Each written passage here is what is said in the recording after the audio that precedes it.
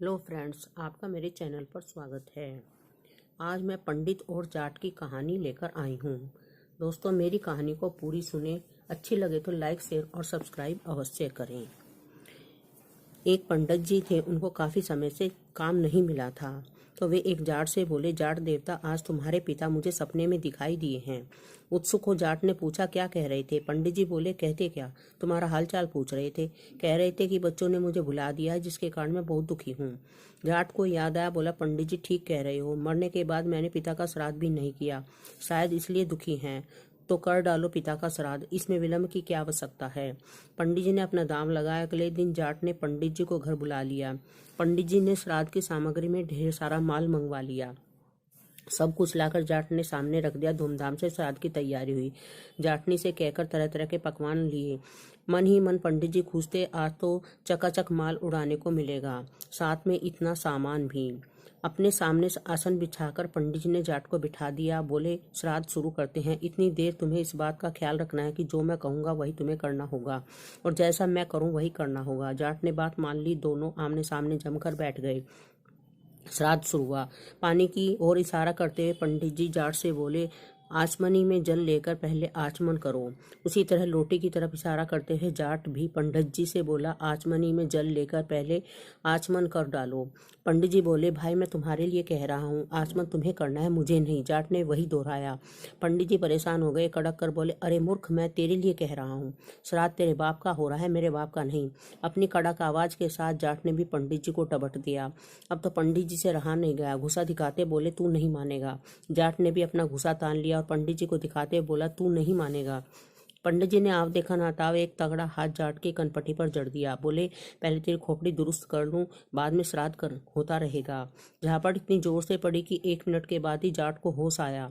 होश आने के बाद उसने भी अपनी बाहें चढ़ा ली और बदले में पूरी ताकत के साथ पंडित जी के गाल पर तगड़ा हाथ जमा दिया। पंडित जी को तारे नजर आने लगे। उन्हें 2 मिनट में होश आया। अब क्या था, पंडित जी और जाट दोनों पूरे क्रोध में भर आए। लात घूसों में से श्राद्ध होने लगा। पंडित जी जितनी लात लगाते उतनी लातें जाट की भी खाते। जाट के शरीर पर जिस जगह पंडित जी का घुसा पड़ता उसी जगह पलटकर जाट भी उसे घुसा मार देता। मन ही मन पंडित जी सोचने लगे, मूर्ख से पाला पड़ गया है। उन्होंने कई बार जाट को समझाया, लेकिन जाट की समझ में कुछ नहीं आया। नतीजा यह हुआ कि फिर बात बढ़ी और दोनों में फिर गुत्थम गुत्था हो लड़ने लगे।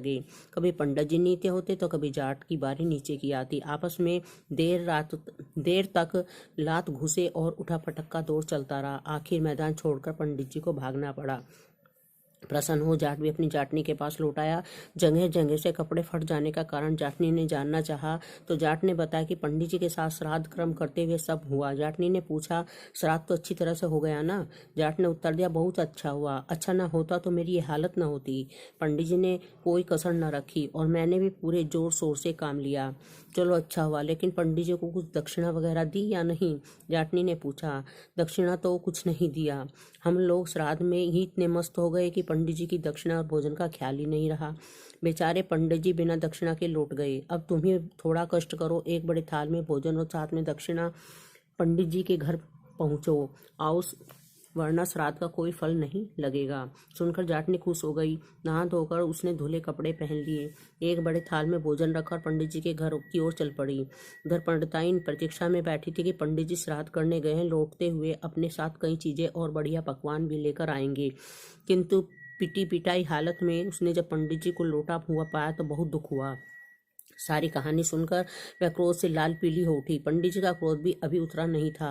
दोनों पति पत्नी क्रोध से उबल रहे थे। अचानक जाटनी को अपने घर आया देख दोनों उठ खड़े हुए। गुस्से से मुठ्ठियां तन गई। घर के अंदर कदम रखते ही दोनों जाटनी पर टूट पड़े। सारा क्रोध उस पर झाड़ दिया। जाटनी बेचारी चुपचाप मार खाकर वहां से चली गई।